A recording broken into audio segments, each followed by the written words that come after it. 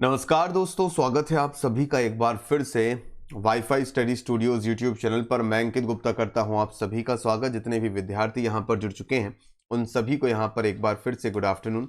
चलिए बिना किसी देरी के करते हैं क्लास की शुरुआत आप सभी के साथ। आई नो कि आप सभी लोग फेस्टिव सीजन का आनंद ले रहे हैं और फेस्टिवल का आनंद लेना भी चाहिए। फेस्टिवल्स हमारे जीवन में एक नई एनर्जी, एक नई ऊर्जा का संचार भी करते हैं और अच्छे से मनाइए फेस्टिवल्स को। लेकिन फेस्टिवल्स के बाद होने वाले जो आपके एग्जाम्स हैं उनकी भी तैयारी अगर आपको मिले इस समय तो ज़रूर कीजिए। और उसी के तहत यहाँ पर ये क्लासेस आपकी यहाँ पर रन की जा रही हैं। तो आज की क्लास की शुरुआत करते हैं। कुछ महत्वपूर्ण प्रीवियस ईयर के क्वेश्चंस हम लोग यहाँ पर एसएससी के एग्जामिनेशंस के पॉइंट ऑफ व्यू से आप सभी के साथ यहाँ पर डिस्कस करेंगे। तो चलिए शुरू करते हैं। सबसे पहले हम लोग बात करते हैं यहाँ पर टारगेट 10। ये एक डिस्काउंट कोड आपका बनता है, ये एक पर्टिकुलर कोड है, ये रेफरल कोड बनता है अनअकैडमी सब्सक्रिप्शंस के लिए।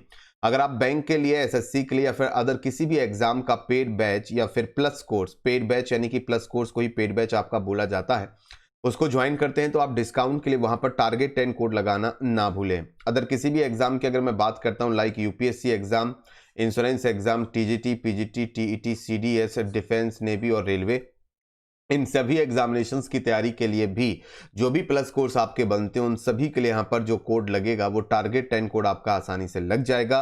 कोड को लगाइए, डिस्काउंट पाइए और यहाँ पर अपनी तैयारी नए तरीके से और एक ऑर्गेनाइज वे में आप शुरू कर सकते हैं। आपकी तैयारी को और बेहतर बनाने के लिए और आगे आने वाले एसएससी एग्जामिनेशंस को टारगेट करते हुए, जो कि आपके, जैसे कि आपको पता ही है कि सीएचएसएल के एग्जाम की डेट्स आपकी आ चुकी हैं। अगले साल अप्रैल के महीने में आपका ये एग्जाम होने वाला है और आगे आने वाले सीजीएल एग्जामिनेशंस को टारगेट करते हुए आपका एसएससी का नया बैच, एसएससी एग्जाम्स को टारगेट करते हुए नया बैच जो कि कंप्लीट जीएस बैच होगा, जिसमें आपको जीएस कंप्लीटली टीच किया जाएगा मेरे द्वारा। ये एक पर्टिकुलर थ्योरी कोर्स है जिसमें आपको एक एक चीज समझाई जाएगी और बताई जाएगी। ये टारगेट 10 कोड लगाकर आप इस पर्टिकुलर कोर्स को यहाँ पर ज्वाइन कर सकते हैं। इस कोर्स को ज्वाइन करने के लिए अगर आपने मान लेते हैं इस कोर्स को ज्वाइन किया तो आपको जीके और जीएस कंप्लीटली आपको मेरे द्वारा यहाँ पर टीच किया जाएगा और इसके अलावा आपको मैथ्स, रीजनिंग और इंग्लिश की पेड क्लासेस के लिए भी अलग से पेमेंट करने के लिए जरूरत नहीं है। इसी पर्टिकुलर बैच में आपको बाकी सभी फैकल्टीज की जो पेड क्लासेस हैं, लाइक मैथ्स की अगर मैं बात करता हूं, आपको मैथ्स में यूट्यूब पर साहिल सर की क्लास अगर आपको पसंद आती है और अनअकैडमी पर भी आप साहिल सर की क्लासेस आप लोग देखते हैं और आप ये चाहते हैं कि आपको साहिल सर की मैथ्स की क्लास यहाँ पर पेड क्लासेस या फिर जो प्लस कोर्स हैं आगे आने वाले टाइम में जितने भी क्लास है वो शुरू करने वाले हैं, जितने भी बैच वो स्टार्ट करने वाले हैं वो आपको मिले। इसी तरह रीजनिंग में भी कोई आपके फेवरेट फैकल्टी है उनकी क्लासेस और आगे आने वाले पेड क्लासेस आपको मिले। सेम इंग्लिश में तो आपको परेशान होने की आवश्यकता नहीं है। आप जीके और जीएस का ये बैच आप ज्वाइन कीजिए। आपको मैथ्स, रीजनिंग और इंग्लिश के सभी प्लस बैचेस और पेड बैचेस आपको यहाँ पर फ्री ऑफ कॉस्ट मिलेंगे। आपको उसके अलग से पेमेंट करने की आवश्यकता नहीं है। क्लियर है? ठीक है। इसके लिए आपको करना क्या होगा, अनअकैडमी एप्लीकेशन को डाउनलोड करना होगा, अपना गोल यहां पर सिलेक्ट करना होगा। 12 महीने मिनिमम, ये मैं कहूंगा कि कम से कम 12 महीने का सब्सक्रिप्शन जरूर लीजिएगा क्योंकि जीएस की तैयारी 1-2 महीने में आपकी नहीं हो सकती। साथ ही साथ मैथ्स भी है, रीजनिंग भी है, इंग्लिश भी है, तो कम से कम यहां पर 12 महीने का कोर्स जरूर ज्वाइन करें। बाकी फिर आपकी मर्जी। टारगेट 10 कोड आपका यहां पर बनेगा। ये रेफरल कोड, जहां पर भी रेफरल कोड आपसे मांगे वहां पर टारगेट 10 कोड अप्लाई करना मत भूलिएगा। टारगेट और 10 आपको एक साथ लिखना है, अलग अलग नहीं। टारगेट 10 एक साथ लिखिएगा, बीच में स्पेस मत दीजिएगा।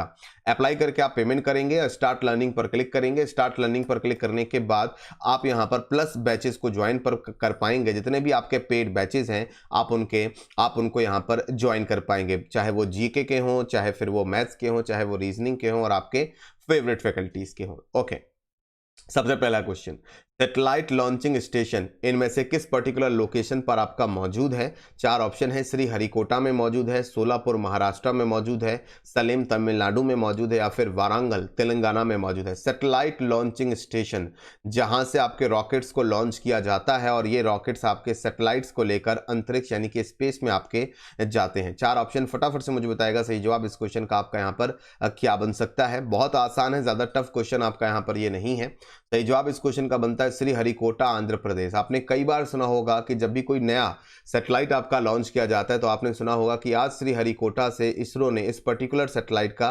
परीक्षण मतलब कि उसको यहां पर लॉन्च किया। लॉन्च करने के लिए हम लोग रॉकेट का इस्तेमाल करते हैं और इसरो के पास 4 अलग अलग प्रकार के अपनी जरूरत के हिसाब से रॉकेट्स हैं। इनके नाम बनते हैं SLV रॉकेट, नहीं, हाँ, SLV रॉकेट, ASLV रॉकेट, या फिर तीसरा बनता है PSLV रॉकेट और अगला बनता है GSLV रॉकेट। इसरो के पास अपनी अलग अलग ज़रूरतों के लिए आपके 4 अलग अलग तरह के रॉकेट्स मौजूद हैं। SLV रॉकेट का फुल फॉर्म बनता है satellite launch vehicle, ASLV rocket का फुल फॉर्म बनता है augmented satellite launch vehicle, PSLV rocket का नाम बनता है पोलर सैटेलाइट लॉन्च व्हीकल और GSLV सैटेलाइट मतलब कि रॉकेट का नाम बनता है geosynchronous satellite launch vehicle. GSLV rocket का एक नया वर्जन है जिसका नाम बनता है GSLV मार्क 3। इसका नाम बनता है GSLV मार्क 3। ये आपके GSLV रॉकेट का ही एक लेटेस्ट एडिशन है और GSLV मार्क 3 जो रॉकेट है उसे इसरो बाहुबली रॉकेट के नाम से बुलाता है, क्योंकि ये भारत के सबसे भारी सैटेलाइट को, सबसे ज़्यादा भारी और वजनी सैटेलाइट को अगर हमें अंतरिक्ष में ले जाना है तो उसके लिए एक ही रॉकेट काम आएगा और वो है GSLV मार्क 3 या फिर बाहुबली रॉकेट। ओके, इसरो की बात करते हैं। इंडियन स्पेस रिसर्च ऑर्गेनाइजेशन स्थापना कब होती है? 1969 में इसरो की स्थापना होती है। तारीख भी याद रखिएगा, 15 अगस्त की तारीख को इसरो को स्थापित आपका किया जाता है। वर्तमान चेयरपर्सन जो आपके बनते हैं के सिवान साहब इसके वर्तमान चेयरपर्सन बनते हैं, जबकि पहले चेयरमैन डॉक्टर विक्रम साराभाई इसरो के पहले चेयरमैन थे, जिन्हें father of Indian space programme भी आपका कहा जाता है। बेंगलुरु की अगर मैं बात करता हूं, बेंगलुरु सिटी में इसरो का हेडक्वार्टर आपका मौजूद है। ये पॉइंट भी आप लोग यहां पर याद रखेंगे। अगला क्वेश्चन, शंकराचार्य किसके संस्थापक थे? Shankaracharya was the founder of, ये बौद्ध धर्म के फाउंडर थे, जैन धर्म के फाउंडर थे, आर्य समाज के फाउंडर थे या फिर अद्वैत वेदांत के फाउंडर थे? फटाफट से मुझे बताएगा सही जवाब इस क्वेश्चन का क्या बनेगा। सबको मालूम है कि बौद्ध धर्म के जो फाउंडर आपके रहेंगे वो भगवान सिद्धार्थ आपके रहेंगे, ठीक है। उन्होंने ही बौद्ध धर्म की शुरुआत की थी और बौद्ध धर्म का प्रचार प्रसार और उसकी शिक्षाएं देना शुरू किया था। जैन धर्म की अगर हम लोग यहाँ पर बात करते हैं तो 24वें तीर्थंकर की अगर मैं बात करता हूँ, महावीर स्वामी सबसे महत्वपूर्ण आपके बनते हैं। आर्य समाज की बात करता हूं तो आर्य समाज की स्थापना आपके स्वामी दयानंद सरस्वती, जिनको हम लोग मूल शंकर के नाम से जानते हैं, उनके द्वारा की गई थी। अद्वैत वेदांत की बात करते हैं तो इसकी स्थापना, इस फिलॉसफी की स्थापना यहाँ पर शंकराचार्य जी के द्वारा आपकी यहाँ पर की गई थी। क्लियर है। अगला क्वेश्चन, विश्व की सबसे बड़ी मछली आपकी कौन सी बनती है? Which is the largest fish in the world. ये एक ऐसा क्वेश्चन है जिसमें आज भी विद्यार्थी कंफ्यूज होते हैं और आज भी गलत जवाब यहाँ पर टिक करके आते हैं। विश्व की सबसे बड़ी मछली कुछ और आपका नहीं दिया हुआ है, ये ब्लू व्हेल है या फिर व्हेल शार्क है या फिर ओरका नाम की मछली है या फिर स्पर्म व्हेल आपकी बनती है। 4 ऑप्शन फटाफट से कमेंट बॉक्स में लिखकर बताएगा कि सही जवाब इस क्वेश्चन का आपका यहाँ पर क्या बन सकता है। अगर मैं बात करता हूं यहाँ पर मछली की तो सही जवाब इस क्वेश्चन का बनता है व्हेल शार्क, ऑप्शन नंबर 2। अब बहुत सारे लोगों ने यहाँ पर ब्लू व्हेल भी आंसर किया है, तो ब्लू व्हेल की अगर मैं बात करता हूं तो अगर जानवरों की कैटेगरीज की मैं बात करता हूं, जब उनका वर्गीकरण किया जाता है तो ब्लू व्हेल आपकी एक मैमल्स की कैटेगरी में काउंट होती है। किसमें? मैमल्स की कैटेगरी में काउंट होती है, ना कि मछली की कैटेगरी में। दैट्स वाई अगर आपसे पूछा जाता है largest mammal in the world, then your answer is blue whale, and largest fish in the world, then your answer is whale shark. इन दोनों में जो बेसिक डिफरेंस है वो आप लोग याद रखिएगा। एग्जाम में इसी तरह से कंफ्यूज करके क्वेश्चन आपसे एग्जाम में पूछा जाता है। इसके अलावा ऐसे क्वेश्चन भी पूछे जाते हैं कि इनमें से कौन सी मछली की कैटेगरी में या फिर मछली की डेफिनेशन में नहीं आती। तो झींगा मछली की बात करें, ये मछली कहा जरूर जाता है लेकिन ये मछली नहीं है और ना ही ये साइंटिफिकली मछली की कैटेगरी में आपकी बनती है। तो झींगा मछली हो गई, स्टार फिश हो गई, नाम मछली जरूर लगा हुआ है लेकिन ये मछली की कैटेगरी में नहीं आती और ना ही उसकी डेफिनेशन को यहाँ पर पूरा करती हैं। अगला प्रश्न, भारत सरकार के द्वारा स्थापित किया गया सबसे पहला जो बायोस्फीयर रिजर्व आपका बनता है वो कौन सा है? Sundarban biosphere reserve, Nilgiri biosphere reserve, gulf of Mannar biosphere reserve या फिर Nanda Devi biosphere reserve. 4 option आपके सामने हैं। विच of the following was the first biosphere reserve established in India by the government of India? आसान क्वेश्चन है, फटाफट से बताइएगा। मैं आपको एक यहाँ पर टिप दे सकता हूँ कि ये जो बायोस्फीयर रिजर्व है वो आपका तमिलनाडु में मौजूद है। एक और इंपॉर्टेंट चीज़ याद रखिएगा कि नेशनल पार्क जो आपका होता है वो एक छोटी यूनिट होती है, वाइल्ड लाइफ सेंचुरी भी आपकी एक छोटी यूनिट होती है, टाइगर रिजर्व भी आपकी एक छोटी यूनिट होती है, मतलब छोटा एरिया होता है, और सबसे बड़ा जो एरिया होता है वो बायोस्फीयर रिजर्व का एरिया आपका यहाँ पर बनता है। तो बायोस्फीयर रिजर्व सबसे बड़ा एरिया यहाँ पर आपका कवर करता है, तो ये पॉइंट आपको यहाँ पर याद रखना है। और भारत का सबसे पहला जो बायोस्फीयर रिजर्व आपका बनता है वो आपका बनता है नीलगिरी बायोस्फीयर रिजर्व, जो कि आपका स्थापित किया गया था तमिलनाडु में। और अगर आपसे ईयर पूछता है कि नीलगिरी बायोस्फीयर रिजर्व को कब आपका स्थापित किया गया था, तो ईयर आपको यहाँ पर याद रखना है 1986, यानी कि 1986 में से स्थापित किया गया था। सुंदरबन बायोस्फीयर रिजर्व की बात करते हैं तो ये आपका वेस्ट बंगाल में लोकेटेड है, यानी कि पश्चिम बंगाल।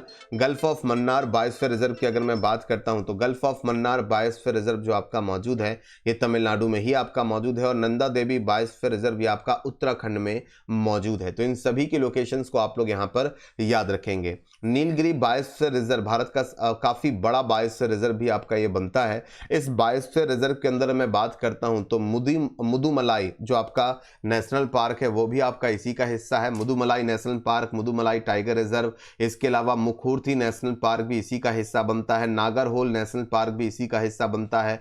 बांदीपुर नेशनल पार्क भी इसी का हिस्सा बनता है। और साइलेंट वैली नेशनल पार्क भी इसका हिस्सा बनता है। इन द सेंस कि ये सभी के सभी नेशनल पार्क और टाइगर रिजर्व आपके नीलगिरी बायोस्फीयर रिजर्व का हिस्सा आपके यहां पर बनते हैं। वर्तमान में टोटल कितने बायोस्फीयर रिजर्व भारत में आपके मौजूद हैं, तो उनकी संख्या आपकी 18 बनती है। अगला क्वेश्चन, लोकसभा के पहले स्पीकर का नाम क्या बनता है, यानी कि who was the first speaker of Lok Sabha.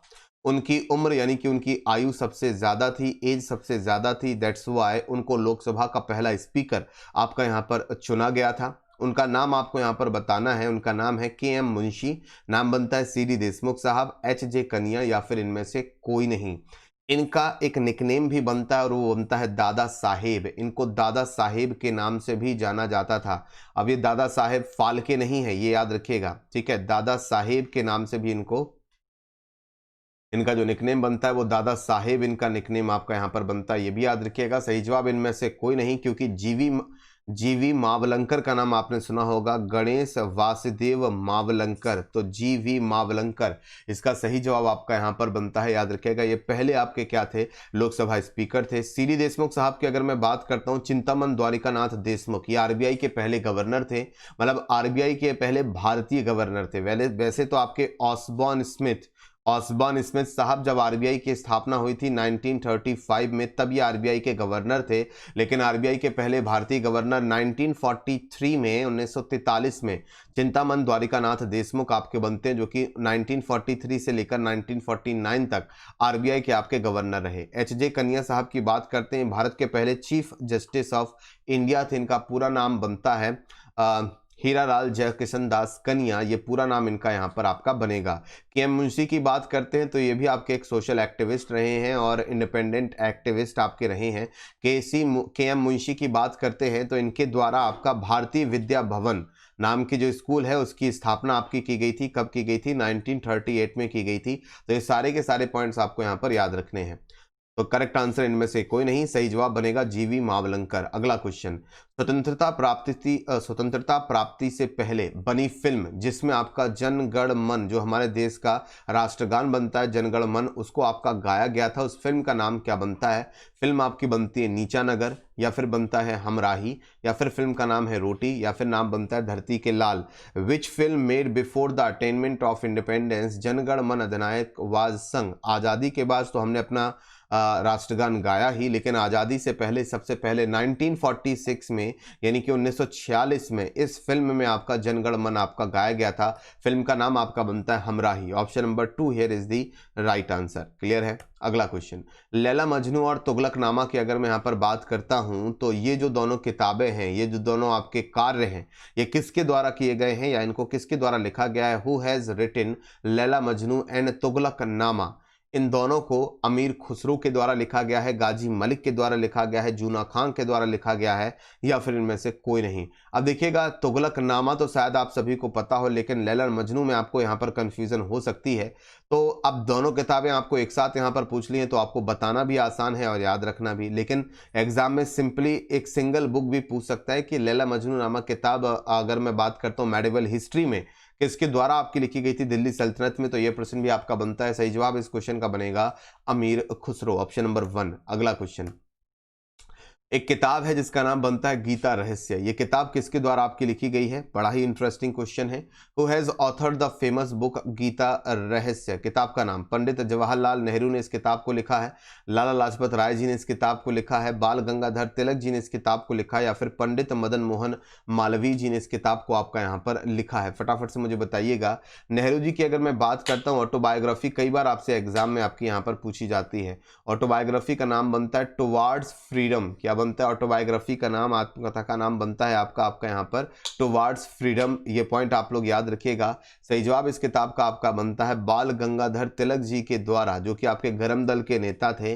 Gita रहस्य नाम की किताब 1915 में बाल गंगाधर तिलक जी के द्वारा आपकी लिखी गई थी। ठीक है। लैंग्वेज अगर आपसे पूछता है तो याद रखिएगा ये मराठी भाषा में ये किताब आपकी लिखी गई थी 1915 में। इंपॉर्टेंट है। जब बाल गंगाधर तिलक जी को आपका जेल में डाल दिया गया था, इनको बर्मा जैसे आज हम लोग म्यांमार देश के नाम से जानते हैं, तो बर्मा के मांडले जेल में जब इनको रखा गया था तो उस दौरान उन्होंने ये किताब वहां पर आपकी लिखी थी। इंपॉर्टेंट है, याद रखिएगा। बाल गंगाधर तिलक जी का प्रसिद्ध जो स्लोगन बनता है वो भी इंपॉर्टेंट है, जिसका नाम बनता है स्वराज मेरा जन्मसिद्ध अधिकार है। स्वराज हमारा जन्मसिद्ध अधिकार है और हम इसे लेकर ही रहेंगे। ये बाल गंगाधर तिलक जी का फेमस स्लोगन आपका यहाँ पर बनता है। अगला क्वेश्चन, यूपीएससी के अध्यक्ष और उनके अन्य सदस्यों की नियुक्ति जो आपकी यहां पर की जाती है वो किसके द्वारा की जाती है? प्रधानमंत्री के द्वारा अपॉइंट किए जाते हैं यूपीएससी के चेयरमैन और दूसरे मेंबर, या फिर सीजीआई यानी कि चीफ जस्टिस ऑफ इंडिया, या फिर भारत के राष्ट्रपति, या फिर इनमें से कोई नहीं। प्रोसेस थोड़ी सी चेंज है आपकी कि यूपीएससी के चेयरमैन को अपॉइंट करने के लिए सबसे पहले एक कमेटी का गठन किया जाता है।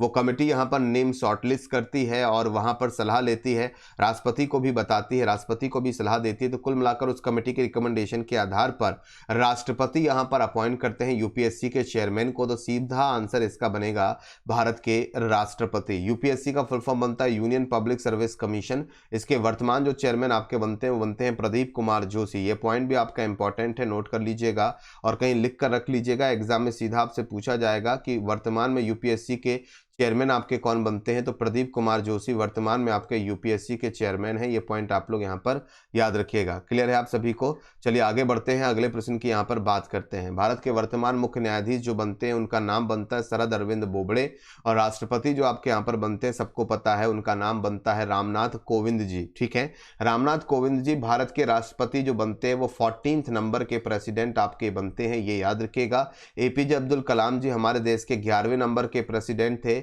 इसके अलावा 13वें नंबर के जो प्रेसिडेंट थे उनका नाम बनता है प्रणब मुखर्जी, कुछ ही दिनों पहले उनका निधन हो गया है। 12वें नंबर के जो प्रेसिडेंट थे हमारे देश की वो आपकी बनती हैं प्रतिभा देवी सिंह पाटिल जी। ये भी आप लोग यहाँ पर याद रखिएगा। राष्ट्रपति बनने से पहले रामनाथ कोविंद जी आपके बिहार राज्य के गवर्नर भी थे, ये भी आप लोग याद रखिएगा। भारत में सबसे लंबे समय तक जो आपके प्रेसिडेंट रहने का रिकॉर्ड है वो डॉक्टर राजेंद्र प्रसाद जी के नाम पर है। लगभग 12 वर्षों तक वो भारत के प्रेसिडेंट आपके रहे, 1950 से लेकर 1962 तक। मात्र 2 सालों के लिए भारत के प्रेसिडेंट आपके जो रहे हैं उनका नाम बनता है डॉक्टर राजेंद्र प्रसाद। ये पॉइंट याद रखिएगा। अगला क्वेश्चन, दहसला प्रणाली की अगर मैं यहां पर बात करता हूं तो दहसला प्रणाली मुगल काल में किस मुगल सम्राट के द्वारा आपकी शुरू की गई थी? The Dahsala system was started by which Mughal emperor in the Mughal period? तो दहसला प्रणाली की अगर मैं बात करता हूं ये एक तरह का रेवेन्यू सिस्टम था, मतलब कि राजस्व कलेक्ट करने का सिस्टम था, यानी कि टैक्स वसूलने का एक सिस्टम था। और हम सभी जानते हैं कि अकबर के दरबार के 9 रत्नों में से आपके एक थे जिनका नाम था राजा टोडरमल। राजा टोडरमल की अगर मैं बात करता हूं तो राजा टोडरमल की अगर मैं यहाँ पर बात करता हूं तो राजा टोडरमल फाइनेंस मिनिस्टर थे आपके मुगल एम्परर के लिए, या फिर मुगल डायनेस्टी में आपके फाइनेंस मिनिस्टर थे। और उनके द्वारा एक बहुत ही ऑर्गेनाइज वे में, एक बहुत ही संगठित तरीके से यहाँ पर एक रेवेन्यू सिस्टम आपका डेवलप किया गया था। तो दहसला सिस्टम इसका आंसर बनता है। क्वेश्चन को पलटकर भी पूछा जा सकता है कि दहसला सिस्टम को बनाने का या दहसला सिस्टम को विकसित करने का जो श्रेय है वो किसे दिया जाता है? तो आपको वहां पर आंसर करना होगा राजा टोडरमल। राजा टोडरमल आपके हिंदू थे, याद रखिएगा, और अकबर के दरबार के 9 रत्नों ब्राह्मणों में और इसके अलावा दूसरे दरबारियों में भी हिंदुओं को काफी उच्च पोजीशन आपकी यहाँ पर दी गई थी। तो सही जवाब इस क्वेश्चन का आपका यहाँ पर बनता है Akbar. Option number 1 here is the right answer. ये पॉइंट आप लोग यहाँ पर याद रखिएगा। दहसला सिस्टम की जो शुरुआत आपकी यहाँ पर की गई थी वो 1580 में की गई थी, तो ये भी इंपॉर्टेंट आपके लिए बनता है, तो ये भी याद रखिएगा।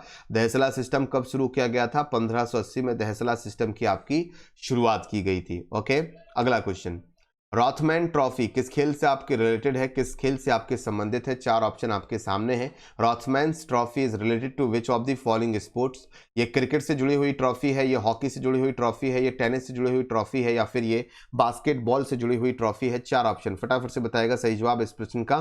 देखिए, आपके एग्जाम में जो खेल और खिलाड़ी आपके बनते हैं वहां से भी क्वेश्चन पूछे जाते हैं और इंपॉर्टेंट कप्स एंड ट्रॉफीज पर बेस क्वेश्चन भी आपसे यहाँ पर पूछे जाते हैं। रॉथमैन ट्रॉफी की मैं बात करता हूं तो आपकी एक क्रिकेट से जुड़ी हुई ट्रॉफी आपकी यहाँ पर बनती है, इसलिए ऑप्शन नंबर 1 आपका यहाँ पर सही जवाब बनेगा। मैंने क्रिकेट के इंपॉर्टेंट कप्स एंड ट्रॉफीज को याद रखने के लिए आपको एक ट्रिक भी बताई है, उम्मीद है वो ट्रिक सभी को पता होगी। अगर आपको वो ट्रिक नहीं पता है तो आप YouTube पर डालिएगा, YouTube पर टाइप कीजिएगा cricket cups and trophies trick, cricket cups and trophies trick bye Ankit Gupta sir.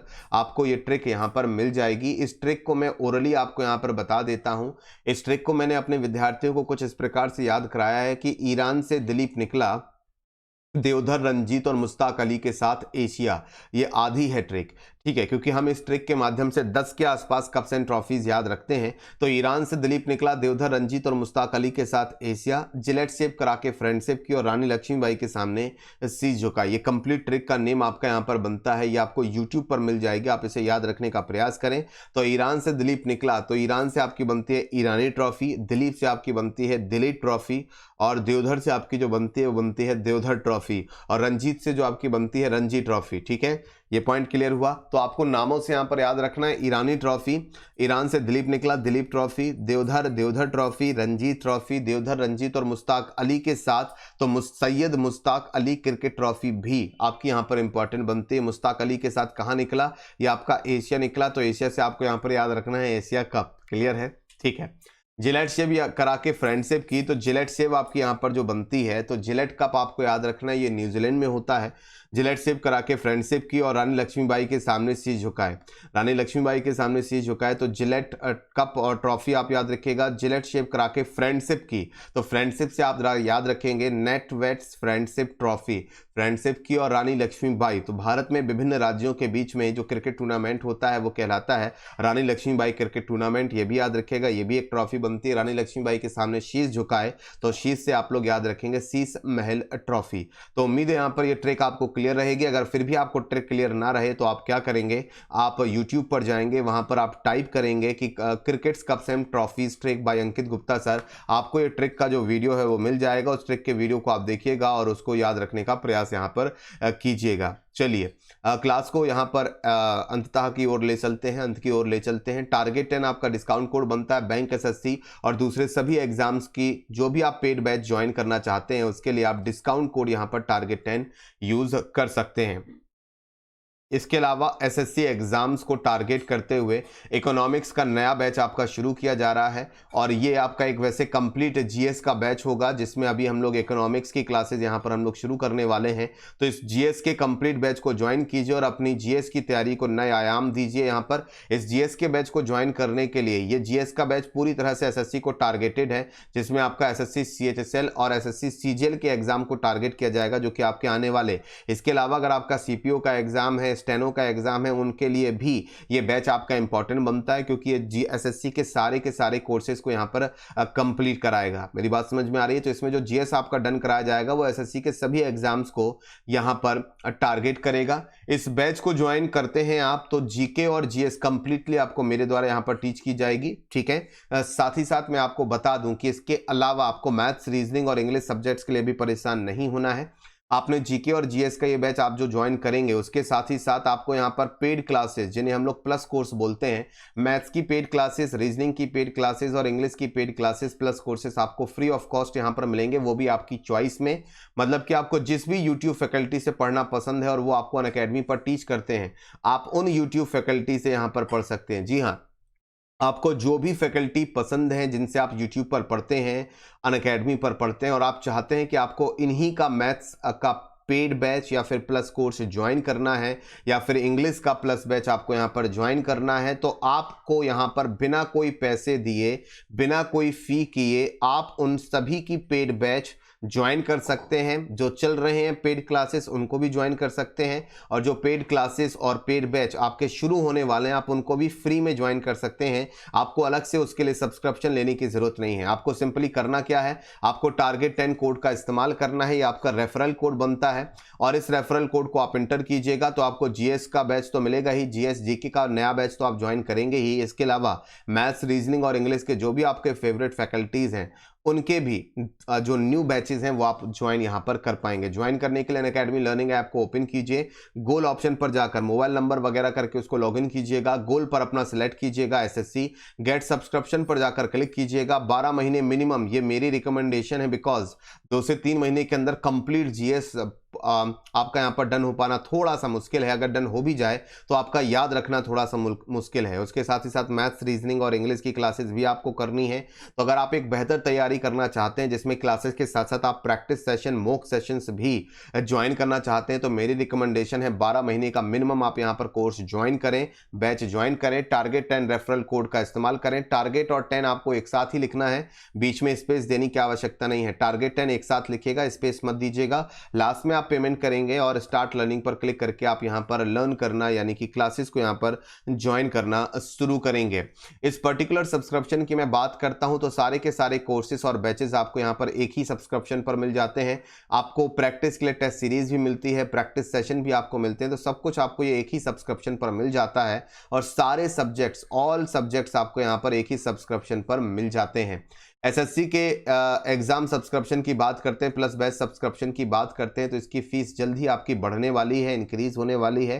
तो आप जितना जल्द से जल्द हो सके ये प्लस का सब्सक्रिप्शन ले लें अगर आप अपनी तैयारी को बेहतर तरीके से यहाँ पर डन करना चाहते हैं। और साथ ही साथ मैं आपको बता देता हूँ टारगेट 10, ये जो फीस आपको यहाँ पर नजर आ रही है 6 मंथ की, 12 मंथ्स की, 24 मंथ्स की, ठीक है, ये फीस आपको पे करने की आवश्यकता नहीं है। इस पर आप टारगेट 10 कोड लगाएंगे और टारगेट 10 कोड लगते ही 10% यहाँ पर डिस्काउंट हो जाएगा। साथ ही साथ अगर आप अनअकैडमी ऐप पर मेरी फ्री क्लासेस देखते हैं तो आपके पास कुछ कॉइन्स भी क्रेडिट होंगे, आप अपने कॉइन्स को भी रिडीम कीजिएगा। 10% तक वहां पर भी आपको यहाँ पर डिस्काउंट मिल जाता है, तो अप टू 20% तक का डिस्काउंट आपको मिलता है और ये सबसे बेहतर है आप सभी के लिए। तो तुरंत के तुरंत 20% यहाँ पर डिस्काउंट अवेल कीजिए, टारगेट 10 कोड यूज कीजिए और एसएससी का ये जो बैच है वो आप यहाँ पर फटाफट से ज्वाइन कीजिए। तो आज के लिए दोस्तों मेरे साथियों इस क्लास में इतना ही। कल फिर मुलाकात होगी आप सभी के साथ एक और वीडियो के साथ। धन्यवाद आप सभी का यहाँ पर जुड़ने के लिए और आप सभी को एडवांस में हैप्पी दिवाली। धन्यवाद।